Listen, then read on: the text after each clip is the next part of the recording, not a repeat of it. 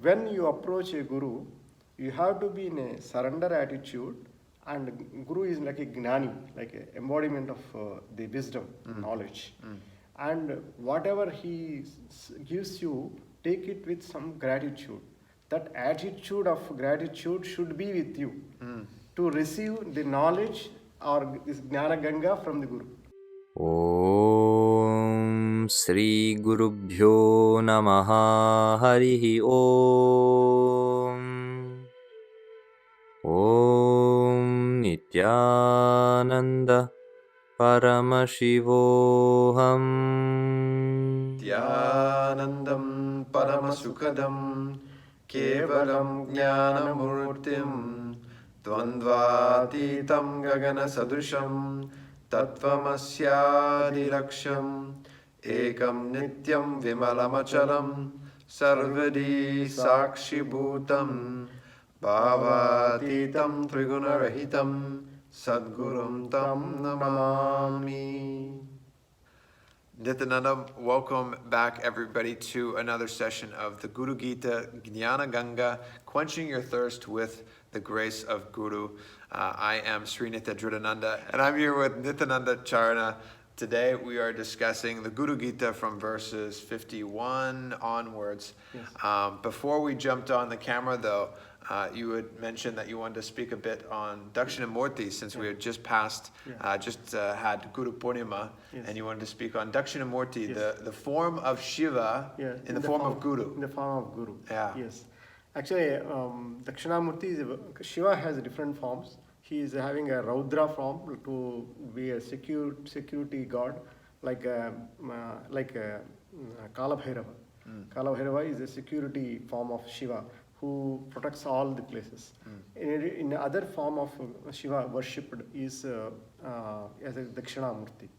Dakshinamurti, they explains one sloka like Vatavita pi samipe bhumi bhage nishindam sakala muni jananam jnanadataram marat tribhuvana gurumisham Dakshinamurti devam janana marana dukkacheda daksham namami.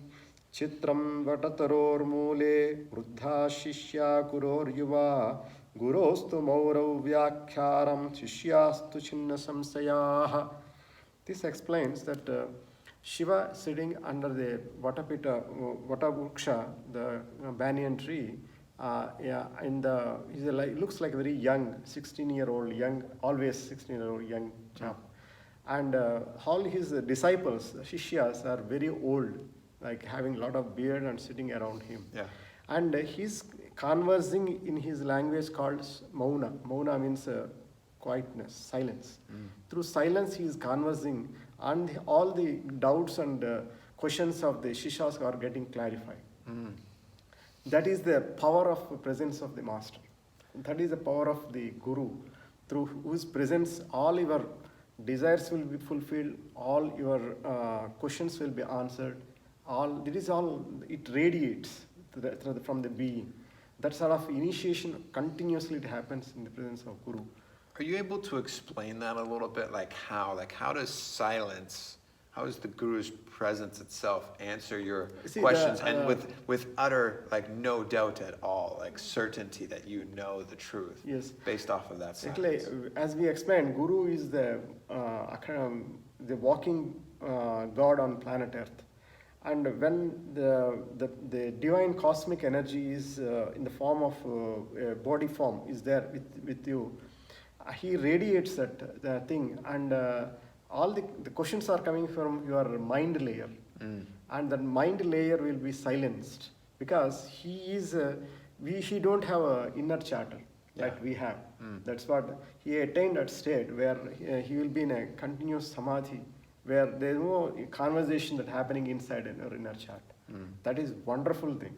Like it is very wonderful. You feel be in the presence of Swamiji, whatever questions you have, it will be done, because you will be in the attitude of surrender completely, and no questions will be there around in your thing, and you will feel that motherly relation with him, and feel so that will be radiated from him. Many people experience. And all your physical diseases also will be healed automatically by his presence. That Swamiji himself, he told, once he went in a hospital. Before he went getting enlightenment, he went to a hospital. And he found people are having a lot of struggle going on. And later on, when he got experience, enlightened experience, and he visited the same hospital, all people there are, he see gracefully, even they are dying, they are gracefully leaving the body. And the presence, his enlightenment experience and his state of thing is radiating that sort of healing to everybody. And all the physical diseases will be, they will be suppressed or they will go off, and the healing will automatically happen. That is one of the miracles that with the presence of the master.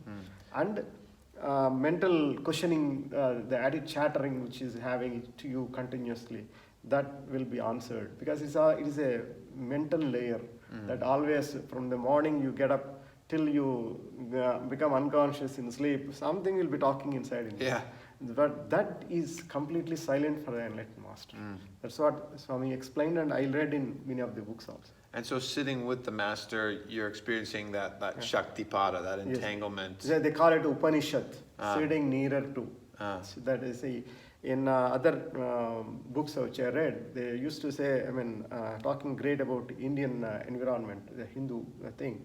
There used to be great enlightened masters, gurus everywhere in all parts of India, from Kashmir to Kanyakumari. People will walk a lot of distances and go and sit, experience the fragrance around the master, and come back without any question. Now we have developed, my child, that this sort of things, but people also now well matured in those days. Well matured, they won't come out with any silly questions or asking things. His presence will heal. His presence will do a miracle in their personal life. That way, you can see the stories of such Shirdi Baba or story of so many yogis that across India. You will in Guru Charitra that will be there. Guru Charitra means people will read the biography of a guru, so that when you are reading, that character, personality will be within your mental state. And by reading Guru Gita, many miracles happen. It happened to me also. Yeah. When I am young, I used to read Shirdi Baba Guru Charitra. By end of the whole session, that 1 week reading, something some blessings or some sort of miracle. I used to get interview calls. I used to get a lot of blissful things in my life. That way, it will slowly nearer you to the source, where from you have come. Beautiful. Yeah, so let's do that. Let's dive into these readings and let's experience that auspiciousness that's a result of it. Okay. We ended on 50 was it last time? So yeah. Okay. So lead us off with verse 51 of the Guru Gita.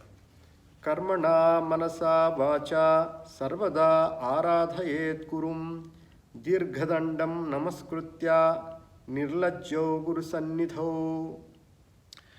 The translation is, one should always worship the Guru through his deeds, words, and thoughts, and offer Danda Namaskara to the Guru. He should never shy away from doing such prostrations. So Danda Namaskara, there's two different forms of Namaskara. Yeah. Danda Namaskara is that stick meaning, right? Danda. So it's that Danda Namaskara can be also like Sashtanga Namaskara. Shashtanga means Ashtanga, all the limbs. Ashta limbs of your body will touch the floor and prostrate to him. So Shashtanga, that's not, is it 6 limbs or all limbs? Ashta, sa ashta, means 8 limbs. Ashta is 8, Shashta. Sa ashta. Oh, sa ashta. Sa ashta, okay. Including all your 8 limbs. Okay. You are doing the namaskar, prostrating to the Guru. So they see, your ego will be on your head all the time. If you put your head down to the feet of the Guru, you are, to that extent, you have removed your ego, or you are putting an effort to who will see me, what sort of shayness, all sort of mental these things will completely run away from you. And you just prostrate and surrender. That moment you are in the attitude of, in the posture of surrender to the master. And he will grace you and bless you. But that surrendering from your side has to happen. And you have to give up all your ego, and putting head down means you completely almost you are looking like this and your eyes become backside and looking everybody. Yeah. you observe. You'll be always in an attitude that who is watching me, how I am behaving, all these sort of things. This everything you are putting by doing sastanga namaskara to the Guru, you are surrendering to him, at that action. Yeah. And But even that like, moment is more precious. and even like I felt when I first did that, it was very new to me being a Westerner. I was not accustomed to doing namaskara, even bowing down, never mind a full prostration. Yes, Danda namaskara as how they were translated it here. Yes, yes. It's a very like it's your ego doesn't want to do that in a lot of ways. And so it is like that release of ego by even bowing down, doing the full prostration though. Once you do it in the space of a master such as His Divine Holiness Sri Nithyananda Paramashivam, it is a blissful experience. It's like you want to be touching the Guru's feet. You want to have your head down on his feet, do a full prostration. It's tough to describe why that is, but yeah, it's a complete release of this identity of yourself, a full liberation of yourself. But another thing is Swami also talks in one of the this thing is how you have to be in front of the master. He says that there is a Zen story he used to say. A cup of tea, one Zen master is there. He's sharing tea with his disciple. Somebody came to visit him and he is sharing tea. And he put the cup like this and Zen master is pouring the tea on his sip. And the cup is full and it is flowing. And the person was, oh, it is overflowing. Then simply said, so your mind. See, the thing is, you are already filled with a lot of questions and answers in your thing. You won't feel, I have to be empty, my cup has to be empty to take something from him. That attitude is not there with you. Then whatever I say, it is completely goes away. But your surrender says that I am empty, please fill me. That attitude should be there. Beautiful. Beautiful. That is all. And so that's how one should meet their Guru, or they should constantly be in that space with their Guru, right? And okay, we will go to the next thing. Yeah. Sariram indriyam pranamardha svajana bandhavan atmadadhadhikam sarvam sadgurobhyo nivedayet. One must surrender himself completely to the Guru, including his body and all organs, sense and motor, life, breath, wealth, wife, kith and kin. Yes. So this complete surrender. Surrender to things. Yeah. Because we will see in all decision making, we will be thinking that we are responsible, we are thing. But at that moment, it is all divine presence is making everything peaceful in your life. Yeah. The divine divine grace is making running your life. That sort of attitude you should get before surrendering to the divinity which is there in the Guru. So why do you think Shiva is saying also like surrendering your organs? You're very like... No, it is you are given this body and your thing to serve the divine mission or the divine thing. And you have to connect to him, because you are telling the Guru is wise than you, and he knows you better than you know you. You see, you are in a cycle of emotions and cycle of desires fulfilling in that. But he knows what for you have, what is your purpose, and what for your body is built, what for you have taken the birth. So that way you have to surrender all your organs and all that to all indriyas, that says. Indriyas means smelling, testing, checking, eating good food, taking care of your body, checking on your emotions, check on your desires and all that. So you keep check on that, see to that you will be a good instrument in the hands of the divinity, the divine master. Beautiful. This might be one of my favorite verses so far. that very act of surrendering. your entire being and all of the life that you're involved in ultimately. Yes, yes. Because the Guru knows what your true purpose is, your true Yeah. reason for being on planet. So I love that. Okay. Next one is 53. Guru Reko Jagat Sarvam Brahma Vishnu Sivatmakam Guru Paradaram Nasti Tatsmat Sampujayet Gurum. The entire cosmos, which is filled with the essence of Lord Brahma, Lord Vishnu, and Lord Shiva, is verily the Guru. Nothing else is greater than the Guru, hence one should worship the Guru. Yeah, then again he insists on regular worship every day to the surrender to the Guru, doing the Guru Puja, connecting to the Guru early in the morning or whenever, once in a day at least, to do the visualization that he is and his presence is there in your life and expressing gratitude to the Guru. So that's the important he is telling. Guru Reva Jagat Sarvam, because Brahma, Vishnu, Maheshwara, who are sustainer, creator, sustainer, and regenerator, they are in the form of Guru. Yes. Brahma, Vishnu, Maheshwara. And that's why you have to surrender to him. So the creation, the preservation, the dissolution, And all these three dimensions. yes. Or in Hinduism, there are three gods like Brahma, Vishnu, Maheshwara. Brahma is the creator of the human being. Maheshwara being Shiva. Maheshwara is Shiva. And Vishnu is the sustainer of the whole universe, taking care of all the happenings. And beyond those three, Guru is that form. Yeah, Guru is in the embodiment of all the three. That is. Okay. Yeah.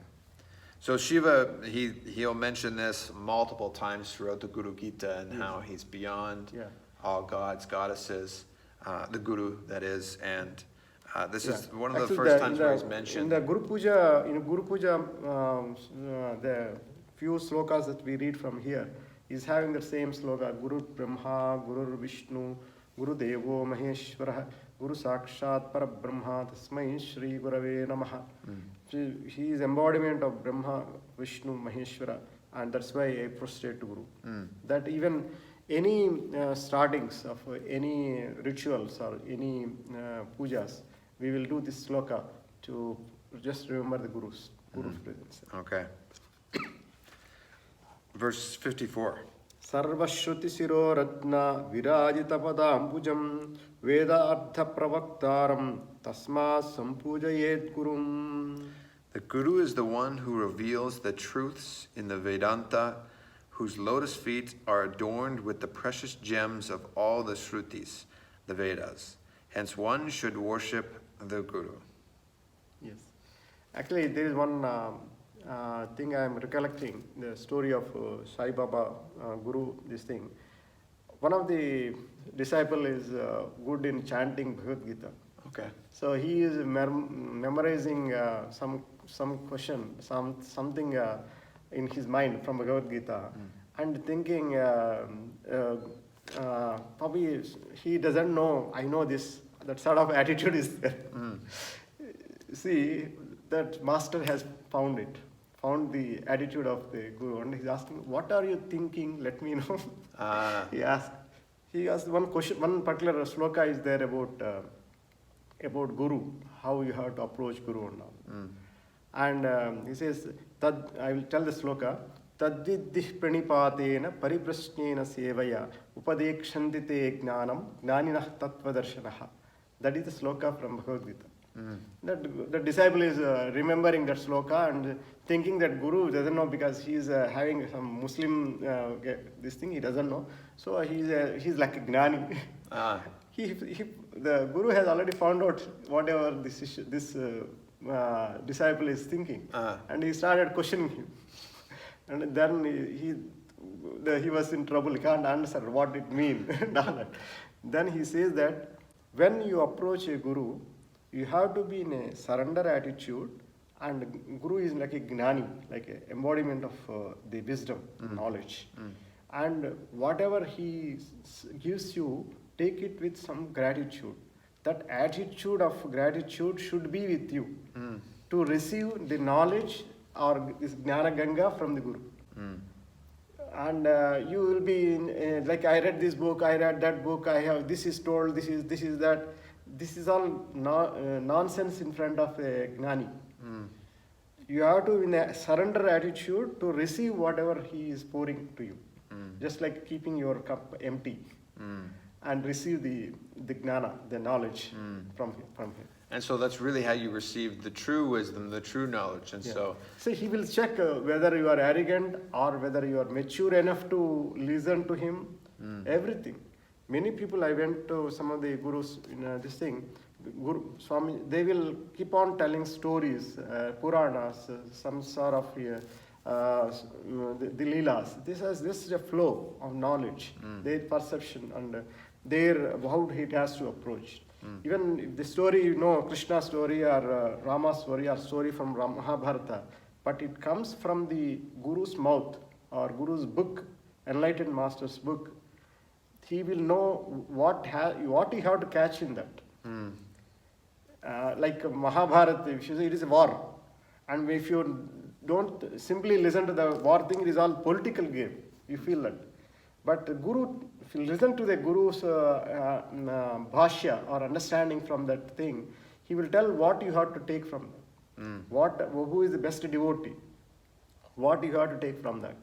That way you have to keep your knowledge aside or your thinking aside and surrender to Guru. That way, he says that he knows everything. Veda Artha Pravaktaram Tasmat Sri Guru. He knows Veda, Artha, Purana, Itihas, everything Guru knows. And he will be pouring out of his grace. Just you have to keep your thinking aside or your knowledge aside and listen to him. Okay, beautiful. Verse 55. Yeah. Yasya smarana matrena gnana mutpadyute swayam sa eva sarva sampatti tasmat sampujayet gurum. One should worship the Guru by remembering whom the wisdom of self-realization dawns automatically. The Guru alone is man's abundant wealth. Yes.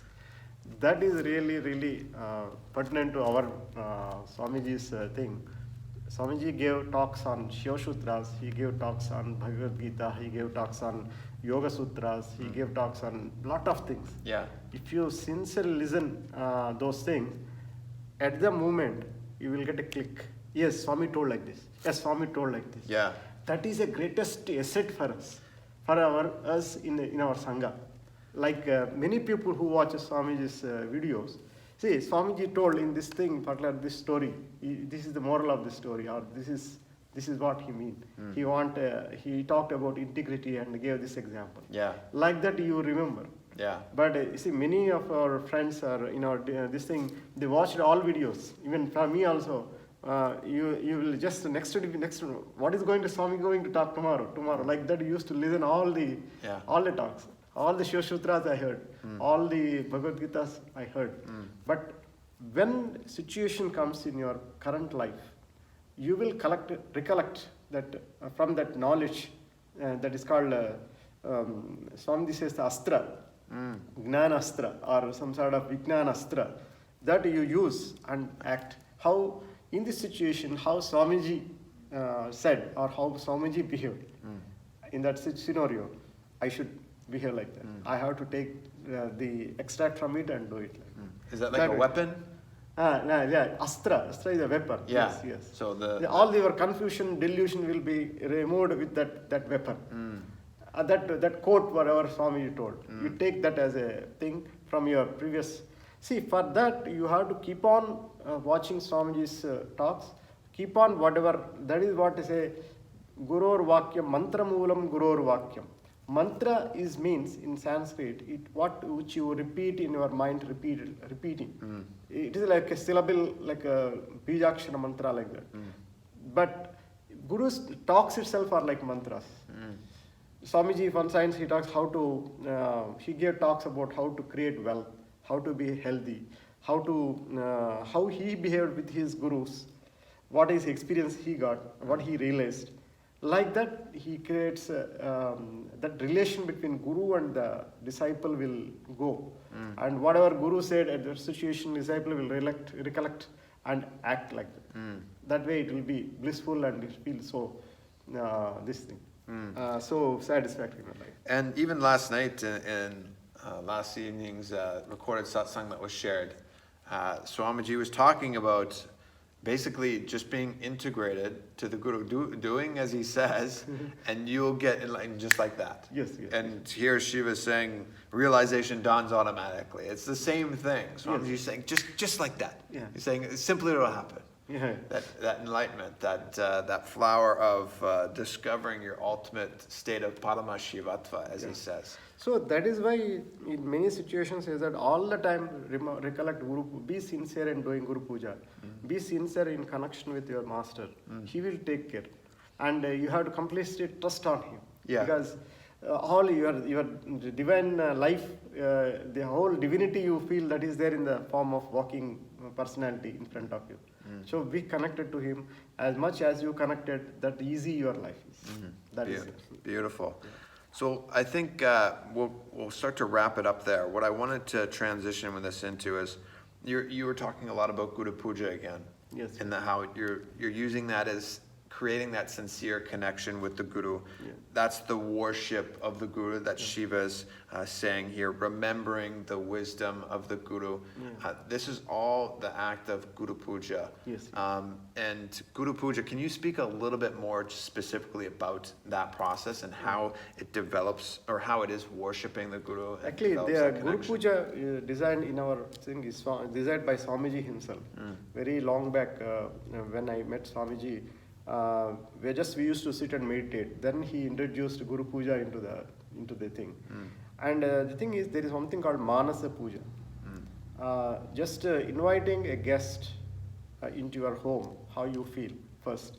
You invite him, ask him to take a seat and give him some sort of drinks to thing, and then make a special meal for him, offer to him, and ask him to, before offering, taking a shower, then give him whatever is required and sit with him and converse and glorify him. That, see, suppose you have a most interest personality in your life. You are like a celebrity almost. Celebrity. That's how I think people in the West might be able to understand. Like, imagine like one of the greatest celebrities that you love comes to your door, and you're just, oh my goodness, like, you're here. Come in. Take off your shoes. Let me, like, then you'll just start taking care of them to the taking care of fullest. them. In Hindus, this thing we'll ask you. It is a divine thing happening. So they will cleanse the feet first. Whatever they walks, it comes in. We'll cleanse the feet, and then we'll offer beautiful. Ask him to take a shower, and then give him first drinking water first, or achamanam, or the arghyam, like that. Yeah. That is in a traditional way we are giving. All the upacharams that we do. Then you fan him and sit by his side and say and talk to him. Say be close, intimate with him. That you will be doing in the mantra, or in the form of visualization, that the Guru is walking in, sitting, and you are worshipping him. That is the more essential, and you do every day sincerely, and he certainly will be there in your every moment of your life, every moment of your crucial situations. He'll be like guide. See, even when you are doing a computer work also. Oh, Swami, if this is good, for this looking sort like that, you can converse with Guru. That sort of intimate friendship relation, and you have developed that. That sort of like he's like a friend, Sakabhava. Yeah. Sakabhava with this thing, and this so intimate with him, because you know what he told to you, or whatever he talked, and you are completely with him in all the thing, and he will be. Actually, in one of these things, one of the windows, I put Swamiji's picture. And whenever I were moving, Swamiji, he is also watching what I am doing. That sort of intimate relation you develop. Beautiful. And that's a part, or that's an opportunity that anybody that takes the Paramashivoham program that is happening currently online, That's one of the initiations is being initiated into Guru Puja, where you can, as Shiva is saying here in the Guru Gita, really start to understand that power, worshiping Guru and experiencing that auspicious happening and allowing yourself to have that self-realization automatically, like Shiva is saying here, and like our Guru Sri Nithyananda Paramashivam just said last night in last night's satsang as well. So we'll leave a link down in the description below for Paramashivoham. It's paramashivoham.org, and we would both highly recommend that you sign up and participate in that. You will receive during this is the Atmalinga. This is the form of Shiva, the embodiment of Shiva, and this is also Shiva Puja, which is a part of the Guru Puja process, but you want to maybe say a few words on that, on the Shiva Puja? Yeah, Swamiji will be initiating all for the people who are take the Shiva Diksha. They initiate him to Shiva Mantra, and he will teach first Gayatri Mantra, which is connecting you to the cosmic energy. And it is running, your system is being run, monitored by the cosmic thing, and you are expressing gratitude to it. So that way you will learn Gayatri Mantra, you will learn Shiva Mantra and Guru Mantra. Guru Mantra also Swamiji will tell. So that you can repeat those things and experience blissful thing in the morning or any time you want to do. So if you have that yearning, that desire to connect to a Guru, to a living master, to Shiva, this is 100% your answer. So definitely check out the link that we'll put down in the description below. Yeah. Another thing is this, the Atmalinga they gave, it is having a Sri Yantra on the top of it. Yes, yeah. There's a Devi energy. Yeah. Devi and Shiva both are there with the Guru. So it is ultimate in the whole life. It's too much. It's too much. So with that, we'll close today's session. Thank you so much for tuning in, and we'll jump off from the last verse starting tomorrow, and we look forward to seeing you all there, and we'll close with the Purna Mantra. Om Purnamadah Purnamidam Purnat Purnamudachyate Purnasya Purnamadaya Purnameva Vashishyate. Om Shanti Shanti Shanti. Hari Om Tat Sat. Sarvam Bhagavan Sri Nithyananda Paramashiva Padukarpanamastu. Om Nithyanandam.